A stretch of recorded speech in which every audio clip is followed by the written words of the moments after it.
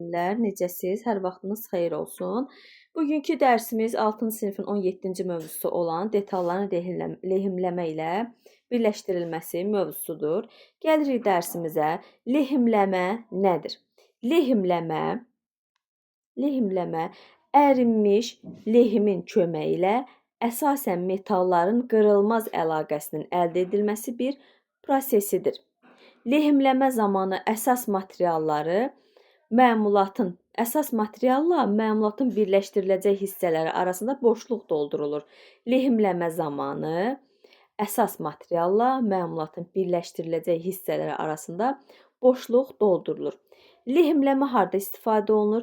Lehimləmə maşın qayırma, cihaz qayırma, bunlara diqqət yetirin. Radioelektronika, qida sənayesində, məişətdə geniş istifadə olunur. Bir çox tikinti materiallarda polad, çuğun, şüşə, keramika, qrafiti bunlar da lehimləmək olar. Amma ki burada bir şey var. Dəmiri lehimləmək olmaz, testlərə düşür. İndi burada belə deyirik, çox vaxt düşməsə də bəzən olur ki, testlərdə qarşımıza çıxır. Bu zaman deyirik ki, dəmiri lehimləmək olmaz. Bu zaman müxtəlif növ lehimlərdən və lehimləmə üsullarından istifadə olunur. Lehimləmə əl və ya elektrik lehimi aləti ilə, əl və yaxud da ki, elektrik lehimi aləti ilə, yəni birindən birini götürmür, hər ikisi də. İnfraqırmızı şüalarla, lazerlə yerinə yetirilir. Lehimləmə, lehim aləti, əl və yaxud da ki, elektrik lehim aləti infraqırmızı şüalarla yerinə yetirilir. İnfraqırmızı şüalarla, yəni lazerlə yerinə yetirilir. Lehimləmə üçün əsas vasitə nədir? Lehimləmə üçün əsas vasitə lehimləmə alətidir. Lehim yox ha, lehimləmə alətidir əsas. Lehimləmə alətinin hissələrinə baxırıq. Bu formada yadda saxlayırıq. Deş, üstə gəlirik div.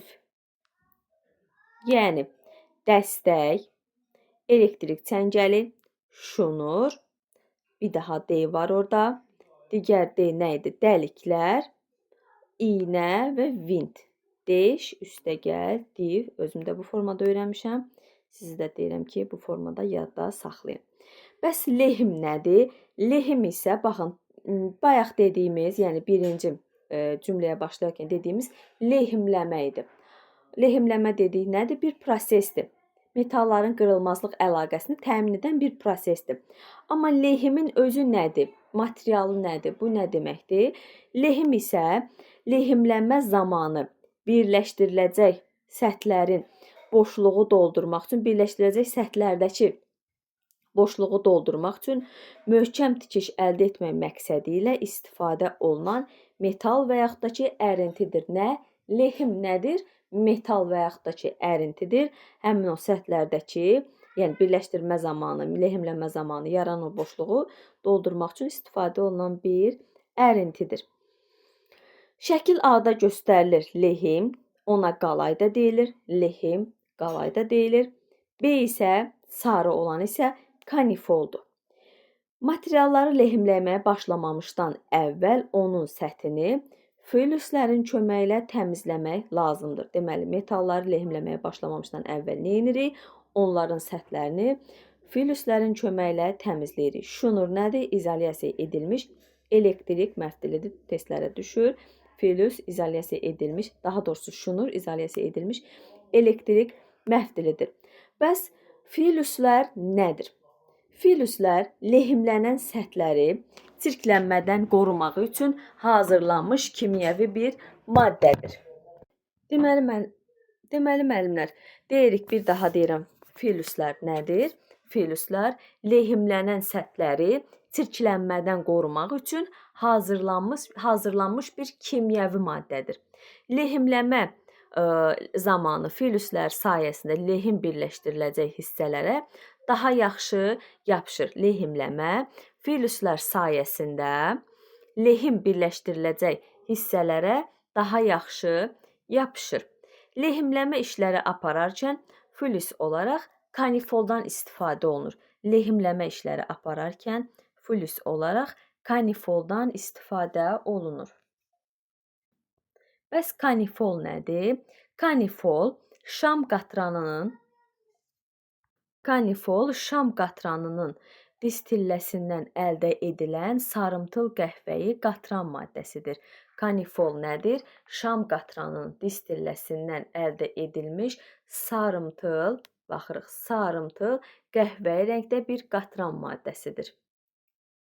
Kanifoldan harda istifadə olunur? Kanifoldan mis, laton, elektrik və radio avadanlıqlarının hissələrinin məftilləri lehimləmək üçün istifadə olunur. Kanifoldan harda istifadə olunur? Misi, latonu, elektrik və radio avadanlıqların hissələrini məftilləri lehimləmək üçün istifadə olunur. Lehimləmək üçün iş yerini necə hazırlamaq lazımdır? İşə başlamamışdan əvvəl iş yerini düzgün təşkil etmək lazımdır. Bütün lazımi alətləri, materialları hazırlamaq lazımdır. Lehimləməni atlıq taxta üzərində icra etmək daha yaxşı olar. Lehimləməni harda yerinə yetiririk? Atlıq taxtanın üzərində. Lehimlənəcək yer bütün artıq hissələrdən, yəni çirkdən, pasdan, yağdan əsaslı surətdə təmizlənir. Lehimlənəcək səthlər çirkdən, pasdan, yağdan əsaslı surətdə təmizlənir. Bunun üçün bizə lazımdır yeyə və yaxud da ki, metal fırça ilə yerinə yetirmək olar. Deməli, həmin səthləri nə vasitəsilə təmizləyirik? Yeyə və yaxud da ki, metal fırça. Lehimləmə işlərini yerinə yetirmək üçün burada alət və tərtibatlar göstərir. Şəkil 3-də nədir burada? Lehimləmə alətidir, atlıq taxtadır və burada sarı isə kanifol göstərilmişdir. Olar ki, şəkillərdə düşər. Deyər ki, şəkil 3-də göstərilən alətlər nədir? Deməli, biri lehimləmə alətidir. B deyəndə digəri kanifol, bir digər isə atlıq taxtadır. Sonra lehimləmə necə yerinə yetirilir müəllimlər? Lehimləmə aləti qızdırılır. Yəni, lehimləmə aləti işi necə yerinə yetirilir? Lehimləmə aləti qızdırılır. İlk öncə yadda saxlayırıq. Bir ardıcıllıq formasında da düşə bilər. Və bir neçə saniyə kanifola batırılır. Lehimləmə aləti qızdırılır və bir neçə saniyə kanifola batırılır. Lehimləmə alətinin iynəsinin ucu ilə 1 və ya 2 damla lehim götürülür. Lehimləmə alətinin iynəsinin ucu ilə 1 və yaxud da ki 2 damla lehim götürülür. Lehimləmə alətinin iynəsinin ucu lehim təbəqəsi ilə örtülənə qədər kanifol parçası üzərində saxlanılır. Lehimləmə alətinin iynəsinin ucu lehim təbəqəsi ilə örtülənə qədər kanifol parçası üzərində saxlanılır. Lehimləmə zamanı səhvlər və onların qarşısının alınma üsulları testlərə çox zaman düşür. Deməli, lehimlənəcək hissələr pis təmizlənmiş və ya yağdan azad edilməmişdir. Bu cür birləşmələr möhkəm olmur. Odur ki, lehimləmə yerlərini əsaslı surətdə təmizləmək və yağsızlaşdırmaq lazımdır. Bir də deyirəm, lehimlənəcək səthlər pis təmizlənmiş və yağdan azad edilməmişdir. Bu zaman həmin birləşmələr möhkəm olmayacaq. Odur ki, lehimləmə yerlərini əsaslı surətdə təmizləyirik. Burada nə deyir? Deyir ki, pis təmizlənib. Demək, nə etmək lazımdır? Onu təmizləmək lazımdır. Və deyir, yağdan azad edilməmişdir. Neyinirik? Yağsızlaşdırmaq lazımdır. Hər birinin sanki, belə deyək də, sualın cavabı elə özündə gizlənir. Bəs lehimləmə aləti işə zəif hazırlanmışdır. Bu zaman neyinirik? Lehimləmə alətini yeyə ilə təkrar təmizləyin və onun iynəsini qalayırıq. Burada səhv nədir? Burada lehimləmə aləti işə zəif hazırlanır. Bu səhvdir. Amma onun qarşısını necə alırıq? Lehimləmə alətini yeyə ilə təkrar təmizləyib və iynəsini qalayırıq. Bu zaman artıq problemi aradan qaldırmış oluruq. Belə müəllimlər, dərsimiz bu qədər.